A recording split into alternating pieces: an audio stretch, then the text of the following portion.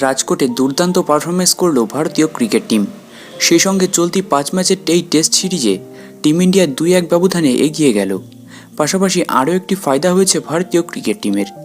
বিশ্ব টেস্ট চ্যাম্পিয়নশিপের পয়েন্টস টেবিলে টিম ইন্ডিয়া দ্বিতীয় স্থানে কিন্তু উঠে এসেছে।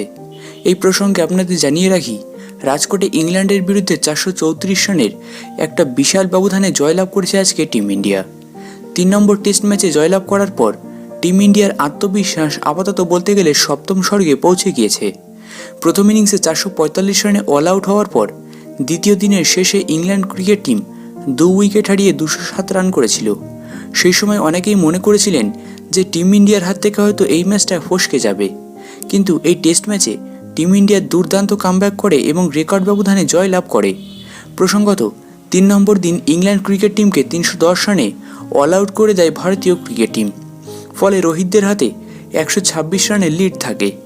এরপর দ্বিতীয় ইনিংসে ইয়াশাস্বী ডাবল সেঞ্চুরির দৌলতে ব্রিটিশ বোলারদের দুর্মুষ করেন। শুভমান গিল এবং সরফরাজ খানও হাফ সেঞ্চুরি করেছেন। ভারত 4 উইকেটে 430 রান তুলে ইনিংস ডিক্লেয়ার করে দেয়। ইংল্যান্ডের সামনে জয়ের জন্য 557 রান দরকার ছিল। ভারতীয় বোলারদের সামনে ইংল্যান্ডের কোনো ব্যাটসম্যানই সেইভাবে দাঁড়াতেই পারেননি। মাত্র 122 রানে গোটা দল অল আউট হয়ে যায়। টেস্ট ইতিহাসে টিম ইন্ডিয়ার সবথেকে বড় রানের ব্যবধানে জয়লাভ করে এটা।